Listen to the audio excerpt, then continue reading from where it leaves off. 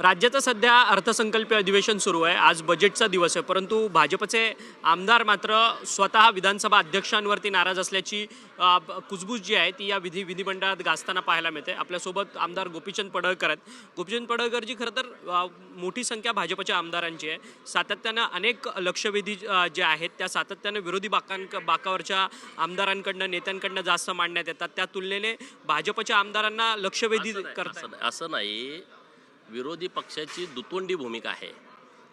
कामकाज सल्लागार समितीच्या बैठकीमध्ये सातत्यानं तुम्ही बघितलं गेले 4 वर्ष, मी 4-5 वर्ष झाला आमदार होऊन, अधिवेशनाचा कार्यकाळ वाढवला पाहिजे, 1 आठवड्याचं अधिवेशन आहे 4 आठवड्याचं केलं पाहिजे, 3 आठवड्याचं केलं पाहिजे, नुसती भपकेबाजी. आता 1 महिन्याचं अधिवेशन केलंय तर ह्यांनी परत भूमिका बदलली, लक्षवेधीचं घ्यायचं नाही 3च्या वर. नागपूरच्या अधिवेशनामध्ये दर दिवशी 10 ते 15 लक्षवेधी झाल्या. 10 दिवसाच्या अधिवेशनामध्ये 157 लक्षवेधी चर्चेला आल्या. आता बघा, अधिवेशन सुरू होऊन आता 7वा दिवस आहे, म्हणजे सोमवार पहिला दिवस समजा गेला, आपला पहिल्या दिवशी कामकाज झालं नाही. मंगळवार, बुधवार, गुरुवार, शुक्रवार, शनिवार पहिले 5 दिवस, कालचा दिवस, आजचा दिवस, 7 दिवस झाले. तर लक्षवेधी 15-16 झालेत. म्हणजे हे कशासाठी करताय तुम्ही? आणि म्हणून मी काल माननीय अध्यक्ष महोदयांना विनंती केली की तुम्ही मागच्या अधिवेशनामध्ये ज्या पद्धतीनं लक्षवेधी घेतलं तशा पद्धतीच्या लक्षवेधी आता तुम्ही 10-15 स्पेशल सिटिंग लावून तुम्ही घेतल्या पाहिजेत. आणि काल अध्यक्ष महोदयांनी सांगितलंय की परत एकदा गट नेत्यांच्या बैठकीमध्ये आम्ही हा विषय ठरवू. सध्या आता आपण सातत्यानं अजित पवार यांच्या दुर्दैवी विमान अपघाताच्या संदर्भात हा घातपात आहे की अपघात आहे या सगळ्या संदर्भात प्रश्नचिन्ह उपस्थित होतात आहे. काही लोक तर हा सगळा सुनियोजित मर्डर आहे अशा पद्धतीने या सगळ्या संदर्भातचं जे मत आहे ते प्रदर्शन करताना पाहायला मिळतात.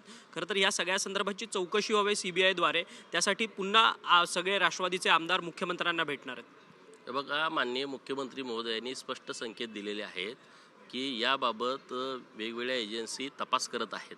तर हे आता तपास सुरू आहे, तर त्याच्यावरती आपण भाष्य करणं मला काही योग्य वाटत नाही. परंतु ह्या सगळ्या संदर्भात सातत्यानं रोहित पवार मात्र प्रश्नचिन्ह उपस्थित करतात आहेत, पत्रकार परिषदा घेतात आहेत, सातत्यानं सरकारला ह्या सगळ्या संदर्भात जाब विचारतात की गुन्हा हा तुम्ही दाखल तर केला आहे, परंतु तो अपघाताच्या दृष्टीने, तो क्रिमिनल अँगलने का ह्या सगळ्या संदर्भातचा तपास होत नाही आणि गुन्हा का दाखल होत नाही क्रिमिनल अँगलचा, अशा पद्धतीचा सवाल ते उपस्थित. तपास एजन्सी जे काम करते त्या योग्य पद्धतीनं करतील, त्याच्यावरती मी काय बोलणार आणि मी बोलणं पण उचित नाही या विषयावर. तर धर्मांतर विरोधी कायदा या सगळ्या अधिवेशनामध्ये आणला जाणार आहे. सातत्यानं तुम्ही ख्रिश्चन धर्माच्या संदर्भात तुम्ही सातत्यानं अत्यंत वक्तव्य केलेली आहेत. ख्रिश्चन धर्मामध्ये हिंदू धर्मातली लोक ख्रिश्चन धर्मामध्ये मोठ्या प्रमाणात कन्वर्ट होतात आहेत. त्या सगळ्या संदर्भात तुम्ही लढा दिला. आत्ता मात्र हा धर्मांतर विरोधी कायदा या अधिवेशनामध्ये येणार आहे.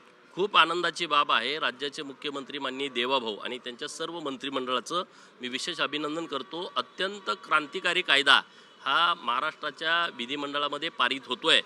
हिंदू धर्माचं संरक्षण करण्याच्या हेतूनं या कायद्याची गरजच होती आणि सातत्यानं हिंदू समाज पण रस्त्यावरती उतरत होता.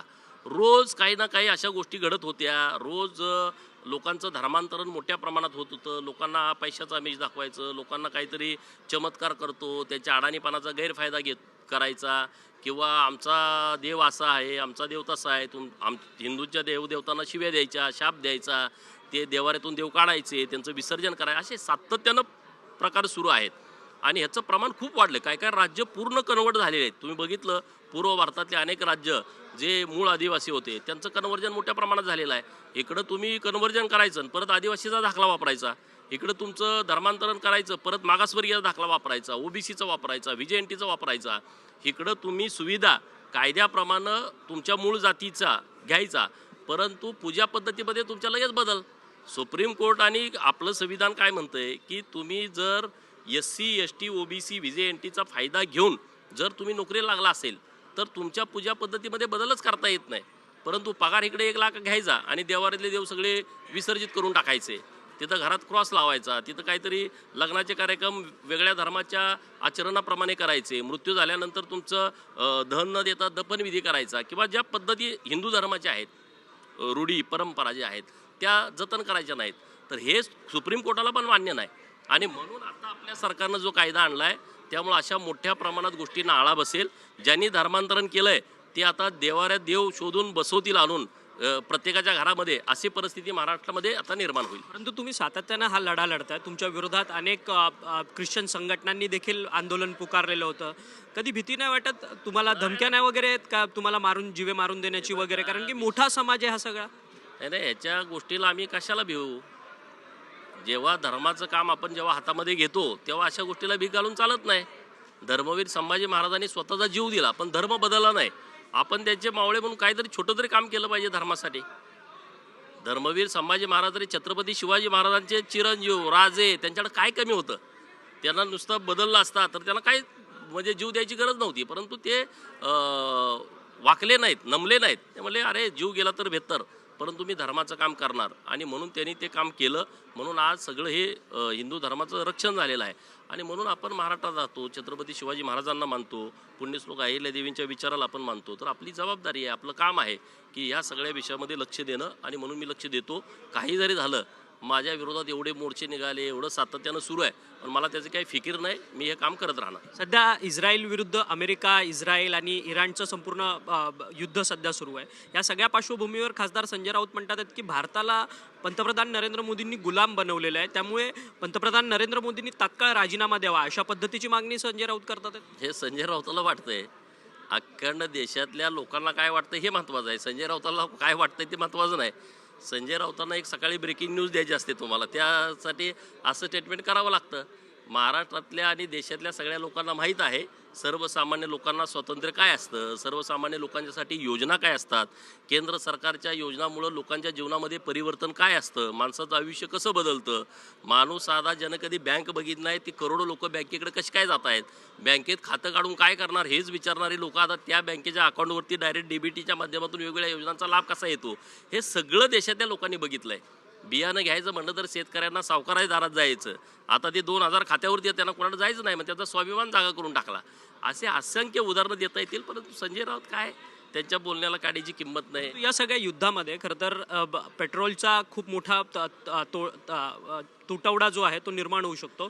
या माध्यमातून खरं तर रशियाकडनं भारत तेल खरेदी करणार आहे आणि त्याच्यासाठी अमेरिकेनं मुभा दिलेली आहे. यावरती संजय राऊत म्हणतात की हा हिंदुस्थानाचा मोठा अपमान आहे म्हणून. हे बघा, 25 दिवसाचा तेल साठा आपल्याकडे आहे. आजच मी तुमच्या मीडियामध्ये बघितलं.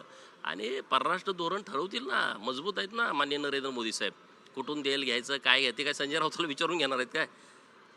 संजय राऊतांनी कुठल्या पंपावर टाकायचं हे बघा की, इकडून बाहेरच्या देशात आणायचं हे काय संजय राऊताचा आवाका नाही ना.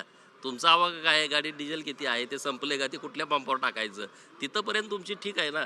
सरडाची धाव कुंपणापर्यंत तुम्ही मोदी साहेबांना काय सल्ले देत आहे त्यांच्या लोकांना. धन्यवाद, तुम्ही आमच्याशी बातचीत केली. खरं तर संजय राऊत यांनी या सगळ्या संदर्भाची चिंता करू नये. संजय राऊत यांनी स्वतःची चिंता करावी, देशाची चिंता पंतप्रधान नरेंद्र मोदी हे घेण्यास सक्षम आहे, अशा पद्धतीचा टोला जो आहे तो आमदार गोपीचंद पडळकर यांनी संजय राऊतांना लगावलेला आहे. व्हिडिओ जर्नलिस्ट सिद्धेश नाईकसह अक्षय मंकणी, TV9 मराठी, मुंबई.